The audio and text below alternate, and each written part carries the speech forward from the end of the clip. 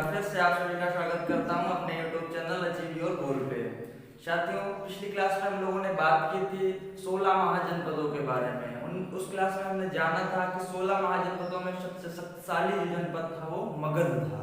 और आज की क्लास में हम जानेंगे मगध में राजवंशों की नींव के बारे में। सर्वप्रथम किस राजवंश की नींव मगध पर पड़ी और कैसे कैसे इसका शासन बढ़ा। तो आज की चर्चा शुरू करने से पहले आप लोगों से गुजारिश है कि वीडियो को अंत तक देखिए और पसंद आए तो लाइक सब्सक्राइब जरूर करिए। तो शुरू करते हैं मगध राज्य का उत्कर्ष।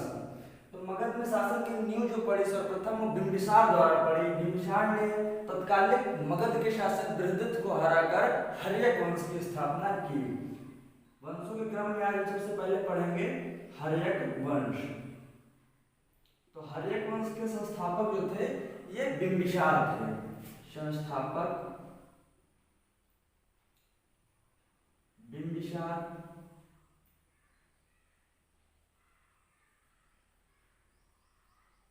इन्होंने मगध पर कुल 52 वर्षों तक शासन किया। 544 बीसी से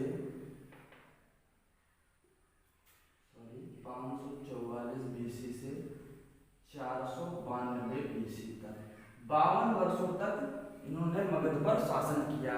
इनकी साम्राज्य विस्तार नीति जो थी वो युद्ध नहीं थी। युद्ध द्वारा विजित क्षेत्रों को अपने में मिलाने की बजाय इन्होंने वैवाहिक संबंध बना के अपने राज्य मगध का विस्तार किया। इन्होंने अपने जीवन काल में 3 विवाह किए। जो 3 विवाह पूछे जाते हैं आपके पेपर में कि पहला जैसे कौशल नरेश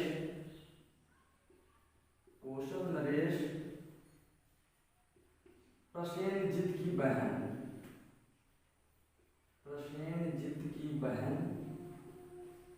महाकोशला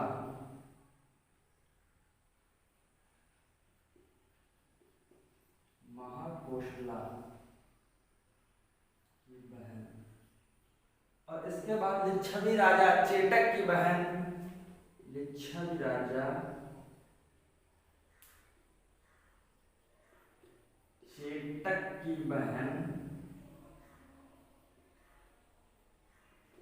चेलन्या या चेलना।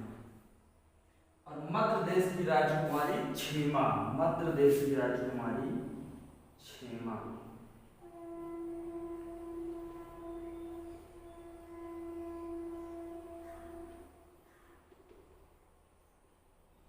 ये 3 प्रमुख विवाह उन्होंने किए और विवाह संबंध बनाकर मगध के क्षेत्र में विस्तार किया।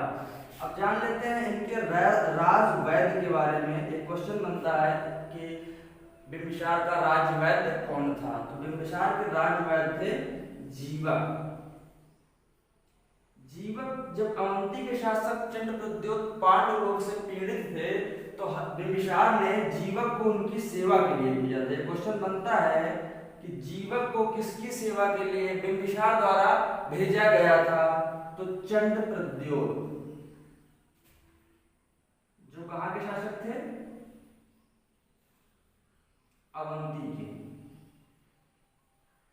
अवंती के शासक चंद्रप्रद्योत। और बिंबिसार बौद्ध धर्म का अनुयायी था। अगला पॉइंट है आपका, किस धर्म का पालन करता था। तो बौद्ध धर्म का अनुयायी। इसने महात्मा बुद्ध के जीवन के अंतिम काल में जीवक को उनकी सेवा शुश्रूषा के लिए भेजा था। जीवक जब बुद्ध अपनी वृद्धावस्था की ओर आए थे तब जीवक को उनकी सेवा के लिए भेजा था बिंबिसार ने। एक और अन्य पॉइंट जो बनता है कि मगध साम्राज्य में प्रशासनिक समृद्धि में बल देने वाला, प्रशासनिक सेना के स्तर पे आर्थिक महत्व के बारे में जो बल देने वाला पहला शासक था वो बिंबिसार ही था। तो बिंबिसार से बनने वाले कुछ पॉइंट थे, जैसे राजवैद्य के बारे में तो इंपॉर्टेंट है, राजवैद्य पूछा जाता है। और ये संस्थापक था हर्यक वंश का। अब 492 बीसी में इसके पुत्र अजातशत्रु ने इसकी हत्या कर दी। इस वंश को, हर्यक वंश को पितृहंता वंश के नाम से भी जाना जाता है। पितृहंता क्यों? क्योंकि बिंबिसार की हत्या कर इसके पुत्र अजातशत्रु ने कर दी, और अजातशत्रु की हत्या उसके पुत्र उदयन ने कर दी। तो जितने शासक 2-3 प्रमुख हुए हैं वो अपने पिता की हत्या करके सिंहासन प्राप्त किए हैं। तो इसके बाद बिंबिसार के बाद हम लोग बात कर लेते हैं अजातशत्रु की।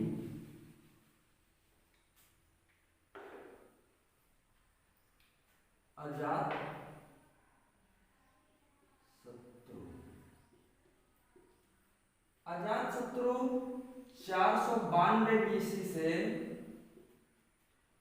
460 बीसी तक मगध पे शासन किया। ये अपने पिता बिंबिसार की हत्या करके मगध के सिंहासन पर बैठे। इनके साम्राज्य विस्तार में इन्होंने वैशाली और काशी, सर्वप्रथम वैशाली को जीतकर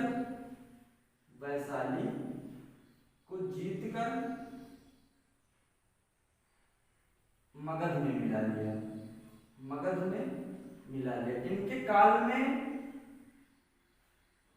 मगध का विस्तार बहुत तेजी से हुआ। जिस प्रकार से वैवाहिक संबंध बना के बिंबिसार ने बढ़ाया था और इन्होंने युद्ध की नीति अपनाई और युद्ध लड़ के जीते और मगध का विस्तार किया। तो इन्होंने काशी प्लस वैशाली को मिलाकर मगध का विस्तार किया।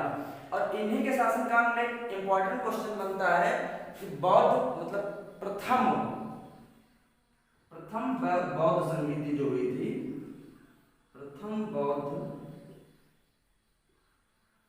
संगीति, जब बौद्ध धर्म हम लोग पढ़ रहे थे तो इसकी विस्तार से चर्चा की थी, वो इन्हीं के समय में हुई थी। अजातशत्रु के समय में प्रथम बौद्ध संगीति हुई थी और ये बौद्ध धर्म के अनुयायी भी थे।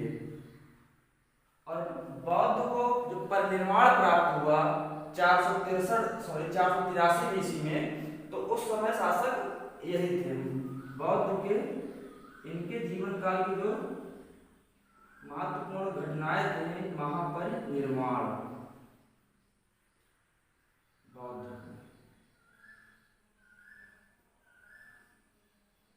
तो ये इनके जीवन की कुछ प्रमुख घटनाएं थी। और 460 बीसी में इनके पुत्र उदयन ने इनकी हत्या करके सिंहासन प्राप्त किया। तो उदयन के बारे में 1-2 पॉइंट हैं, उनको भी जान लेते हैं। उदयन से बनने वाले कौन कौन से पॉइंट हैं।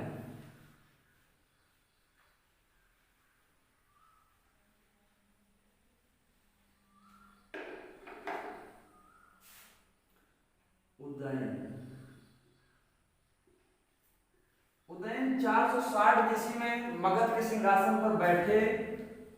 460 बीसी और 444 बीसी तक इन्होंने मगध पर शासन किया। इनके बारे में जो प्रमुख पॉइंट है वो ये कि राजधानी, अभी तक मगध की राजधानी राजगृह थी। अजातशत्रु और बिंबिसार के शासनकाल तक मगध की राजधानी थी जो वो राजगृह थी, क्योंकि ये गंगा और सोन नदी के संगम पर एक नए नगर पाटलिपुत्र की स्थापना की और इसे ही इन्होंने अपनी राजधानी बनाई पाटलिपुत्र को। तो इनके जीवन के यही महत्वपूर्ण घटना है कि राजधानी का स्थानांतरण, एक नया नगर बसा के राजधानी को ये ट्रांसफर किया, स्थानांतरित किया पाटलिपुत्र। और हर्यक वंश से एक क्वेश्चन और बनता है कि इसके अंतिम शासक कौन थे।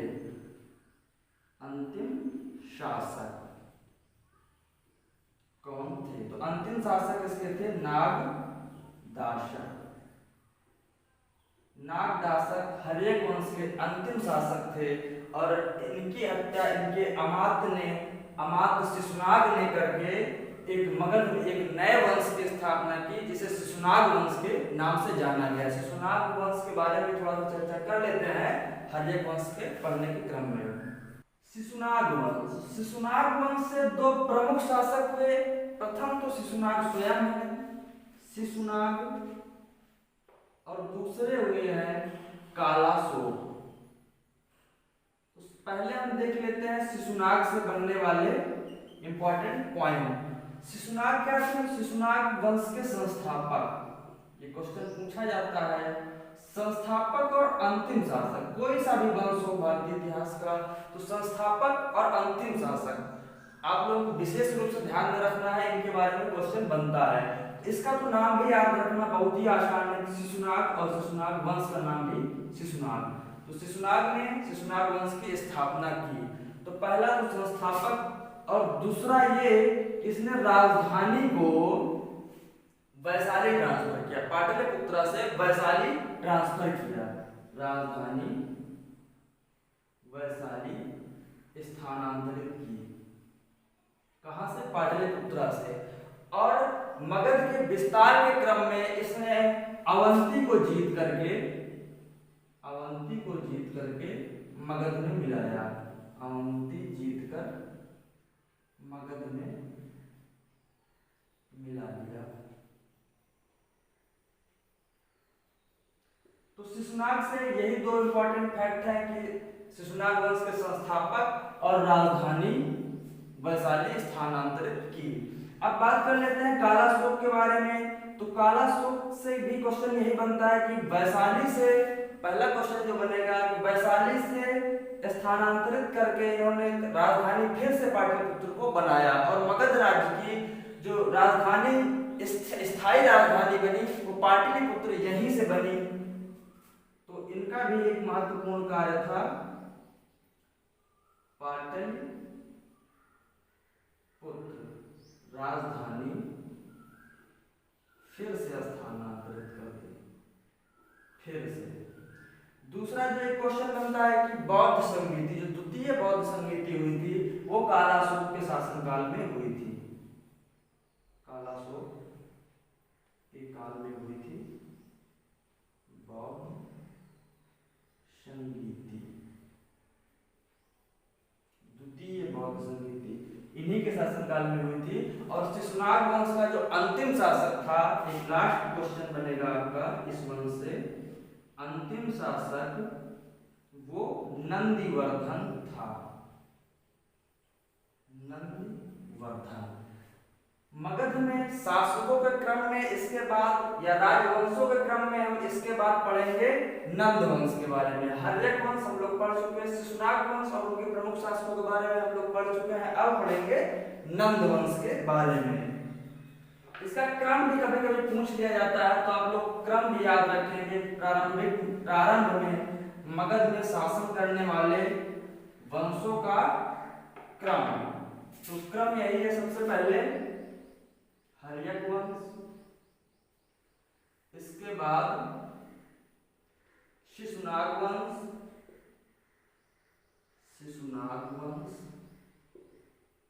और नंद वंश और मौर्य। ये क्रम कभी कभी मिलाने को आ जाता है। तो इस क्रम में हम बात करेंगे अब नंद वंश की। ये दोनों वंश क्लियर हो गए। तो नंद वंश के संस्थापक के बारे में कई कई पुस्तकों में लिखा है कि महापद्म नंद थे, किंतु नंद वंश के संस्थापक जो थे ये महानंदनी थे। संस्थापक महानंदनी। अब संस्थापक महानंदनी थे, तो महापद्म नंद कौन थे, ये थोड़ा सा जान लेते हैं कि महापद्म नंद कौन थे। तो महानंदनी के शूद्र और प्रियदासी के पुत्र थे महापद्म नंद। और महापद्म नंद ने अपनी माता अर्थात महानंदन की दासी की मदद से महानंदन की हत्या कर दी और मगध के सिंहासन पर बैठा 344 बीसी और 322 बीसी तक शासन किया महापद्म नंद। वास्तव में ये मगध पर शासन करने वाला सबसे शक्तिशाली शासक था महापद्म नंद। मगध में शासन करने वाला सबसे शक्तिशाली शासक था। पुराणों में इसे एकराट के नाम से, एकराट की उपाधि दी गई है। एकराट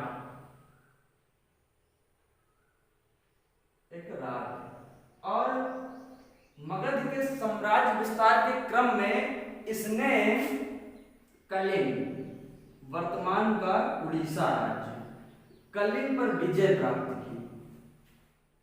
कलिंग के खिलाफ युद्ध अभियान छेड़ा और विजय प्राप्त की और वहां पर एक नहर का निर्माण करवाया। कलिंग में नहर निर्माण का जो साक्ष्य मिले हैं वो कलिंग नरेश खारवेल के हैं, वो कलिंग नरेश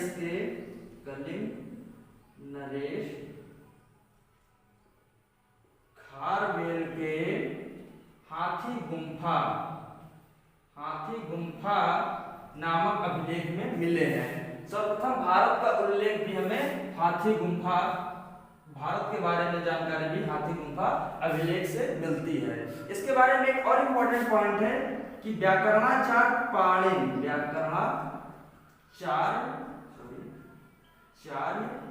पाणिनि इसके मित्र थे। व्याकरणाचार्य पाणिनि इसके मित्र थे।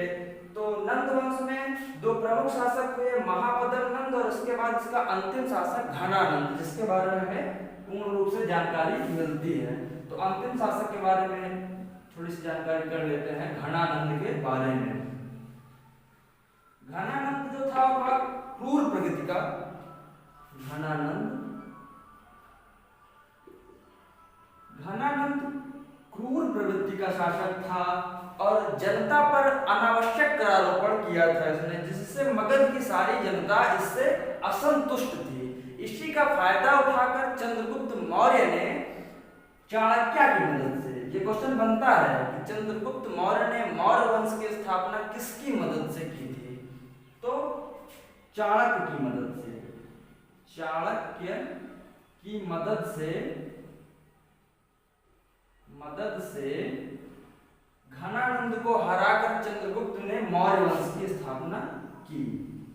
और इसके हारने के पीछे कारण यही था कि एक क्रूर प्रवृत्ति का था, जनता पर अनावश्यक करारोपण किया था और उस समय के जो पुरोहित थे चाणक्य, उनसे भी इसकी ठीक से बनती नहीं थी। तो चाणक्य ने मदद की थी किसकी? चंद्रगुप्त मौर्य की।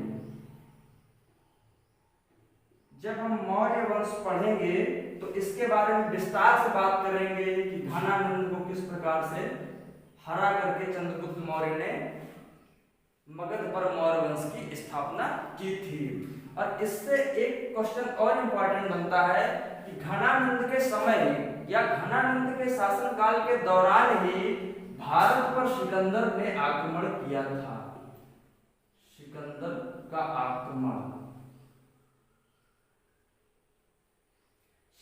का आक्रमण घनानंद के शासनकाल में ही हुआ था। तो ये मगध के 3 प्रमुख राजवंश थे, हर्यक वंश, शिशुनाग वंश और नंद वंश। इसके बाद हम बात करेंगे मौर्य वंश के बारे में। तो मिलते हैं नई क्लास में, तब तक के लिए नमस्कार, जय हिंद।